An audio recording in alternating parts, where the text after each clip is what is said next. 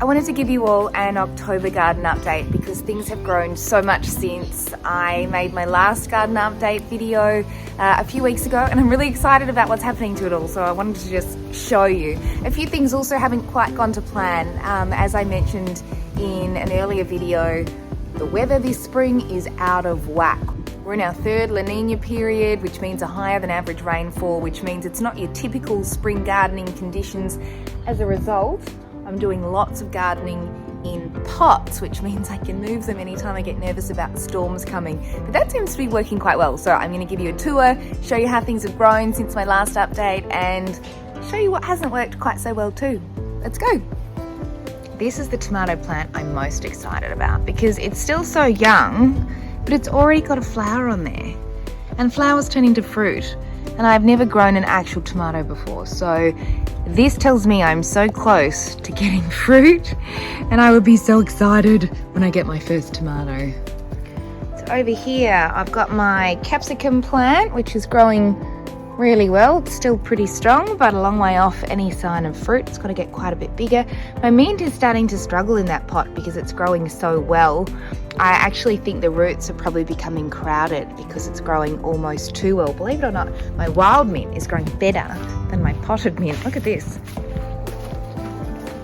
This mint is healthier and thriving because it's probably got more space. That is a test broccoli plant in the middle there. So let's go back over here. What else have I got? These are my beans. I had originally planted these, a bunch of them together with a trellis, thinking they were going to climb, and I've since discovered they're not going to be climbing beans, they're going to be bush beans. So it's a different variety to what I thought I'd planted. This is one of my many tomato plants, which is going pretty well, but not as well as some of the others. And this is a different variety of tomato plant, also not going as well as some of the others.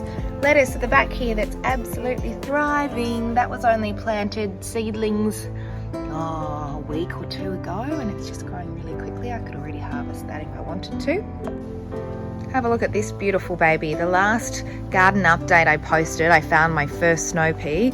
We are now getting an abundance of snow peas, and they are so good, but none of them ever make it into the kitchen because we eat them straight off the plant, and the kids are loving just picking them and eating them. And every time, you know, we clear the tree of snow peas, we come back the next day and there are just a whole lot more. It is so nice. See, they're just popping up everywhere. It's amazing how quickly they grow. All these flowers, they'll all turn into snow peas. In fact, do you know what? That one's still pretty young, but I'm going to eat that because they're so delicious. You don't need to watch me eating, but you can hear the crunch. These are my lemon and lime trees, which got decimated by possums. And then we covered them up to protect them from the possums, and now they're all just full of flowers that are turning into fruit. And my husband and I, we both can't believe it because we've had so much trouble getting these trees to fruit. And now, look, I don't know what it is. I don't know if it's just coincidence or if it was the possums that stripping the tree back was exactly what it needed. I have no idea. But I'm also so excited by the sheer volume of flower buds on here that are all slowly turning into fruit. It's extraordinary. This is the veggie garden I showed you last time that I promised would be finished by now, and it's not.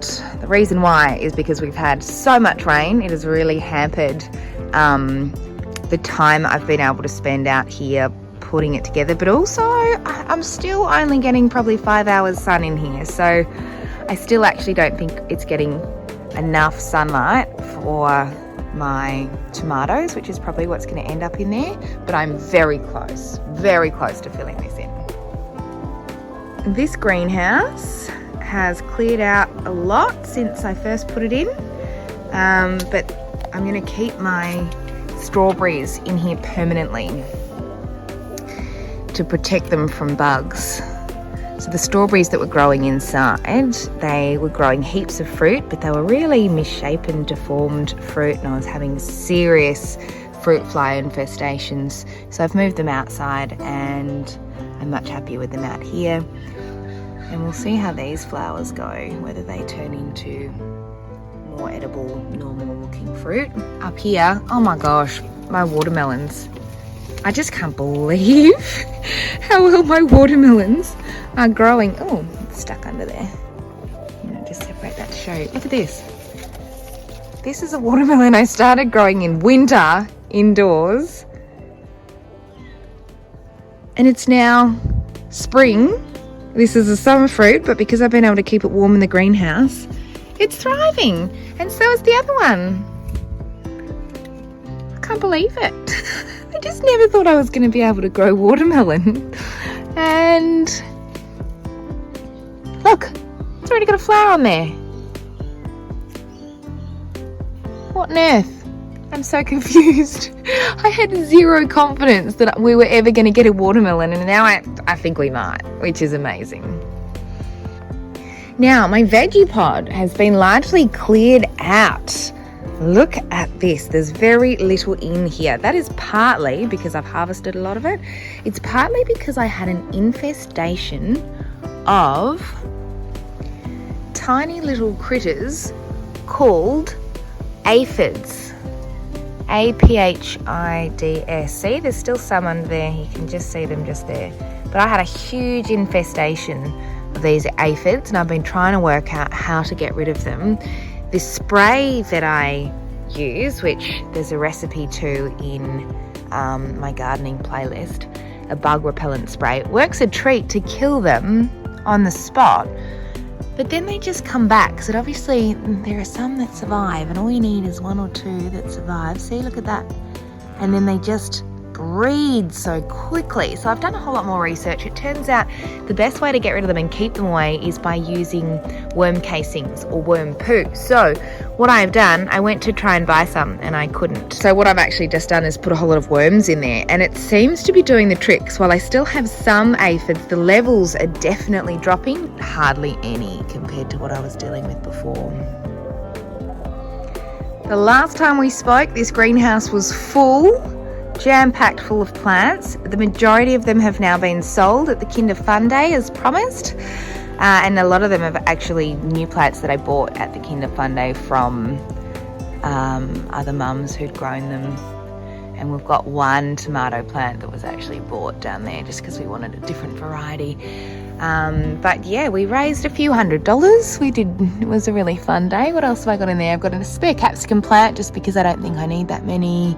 Oh, I've got some Roma tomatoes that I planted late, but they're actually growing really nicely. So these were planted, a good month and a half after some of my other tomato plants, and yet they're already slowly catching up in size. So they've grown really quickly, probably because of the temperature. It's just warmed up since then. Another capsicum plant. If anyone wants one and you live in Melbourne, give me a yell, leave me a comment. I have too many and I've already given lots away. And down here, yeah, so that's the tomato plant that we bought because my son loved the idea of having yellow ones. And we just thought it'd be good to have some variety. That is one of my baby tomato plants that I am waiting to plant into our veggie garden once we get it up and running, and more tomatoes down the bottom. So down here, this was a bit of a test because previously all the things I'd planted in this part of the garden were getting attacked by mice and possums.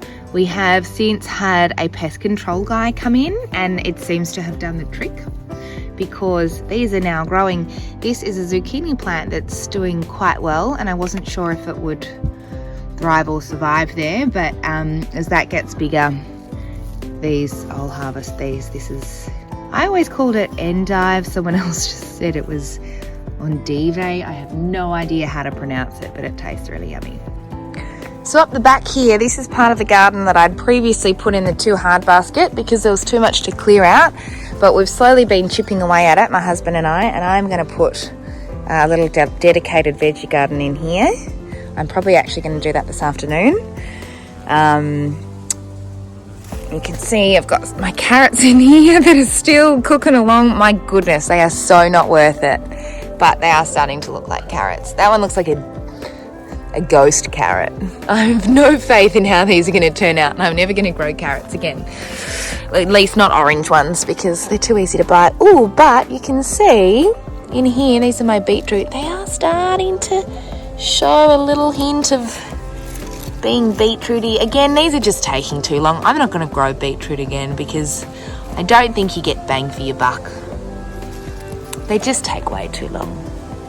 That being said, if I taste them and they're delicious, I'll change my mind. More capsicum, more beans. The reason I've got capsicum and beans up here and in a number of different locations is largely because I'm still testing out the garden, and I just want to see which parts of the garden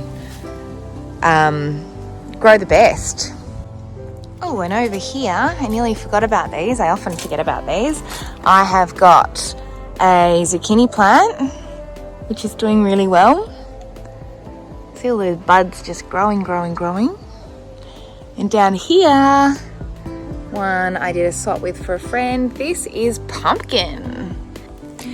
And this is my very sad looking parsley. I'm sure it'll perk up a bit. I took it out of the Veggie Pod because it was getting too attacked by the bugs, and it just wasn't doing as... I don't know if parsley is supposed to look so limp like that. Yeah, I wasn't getting the vibes that it was working, so I relocated it, and I'm hoping it might survive out here, but that might be a sad story to tell. Look, the good news is I have eaten and enjoyed a lot of that parsley already, so maybe it's going to seed, maybe the bugs got to it. I don't know. Tell me, leave me a comment if you can explain to me what's happening to this parsley. It's looking sad, but as I said, I've enjoyed it. It's been delicious. Thank you all for watching for this long. For those of you who already subscribe, you'll notice there's been quite a few videos I've been posting recently of the floods. That's from my work as a journalist. They're all in a separate playlist, so they're easy to avoid if you only want the gardening stuff.